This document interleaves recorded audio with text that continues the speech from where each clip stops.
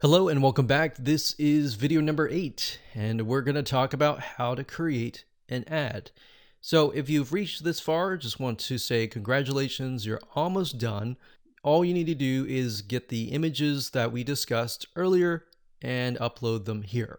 Now, because our strategy is to get both social proof, the page likes, and the engagement, which is getting people to interact with your Facebook fan page, not just the likes, because when somebody comes to your page, the likes are the initial attraction, and then seeing people actually interacting with your fan page is the next step.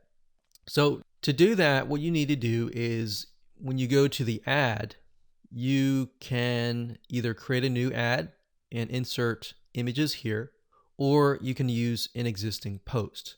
So what you want to do is you want to use an existing post for the majority of time, simply because you want to drive people to that specific post.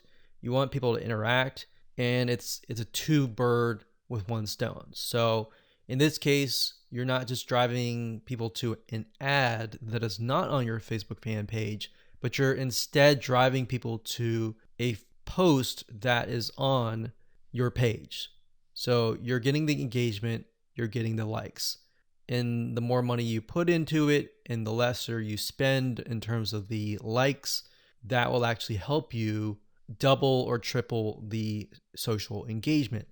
Now, you can also create an ad just to test different images as well separately from your post by simply adding the images here, and then down here, adding the text and adding the links. Now, remember, because we are simply sending people to images with quotes on them, the text that you might want to add is something like this, like, hey, if you like a specific hobby, then our community is filled with people just like you, and you're welcome to join.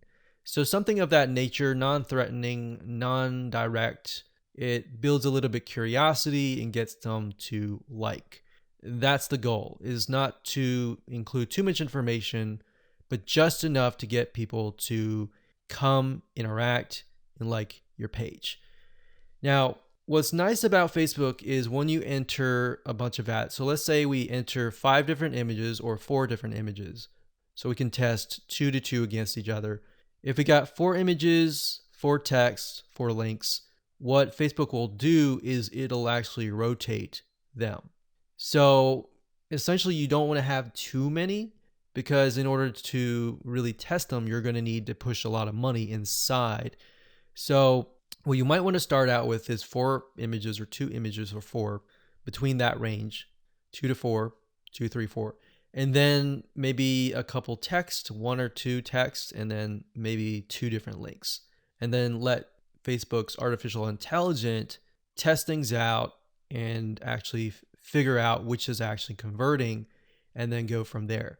Once you figured out what is converting, let's say out of the different ads of 4 different images, let's say you got 1, 2, 3, 4, and then 2 of them are doing really well, but then 2 of them are costing $1 a like. In those other 2 cases, if you're getting enough traction from the other 2, you should go ahead and pause those just to see what happens. Now, you want to run them at least for 48 to 72 hours so that you allow Facebook's algorithm to adjust. Because a lot of times you're not going to see results immediately. Sometimes you will, but different scenarios are going to be different. So that's pretty much it. So as a recap, add the images here, add the text, add the links, click continue, and then your Facebook ad will get approved. Now, bear in mind that if you're beginning and you're just getting started, it's going to take a lot longer to get approved. But as you get more likes, like your likes go up to 10 or 20,000, and you begin to run more ads and you spend more money, then your reputation will go up and then your ads will get approved. Now, that's not a guarantee because no one really officially knows, but this is just based on tests. All right, so I hope you enjoyed that. Just keep it simple and apply it, and there you go.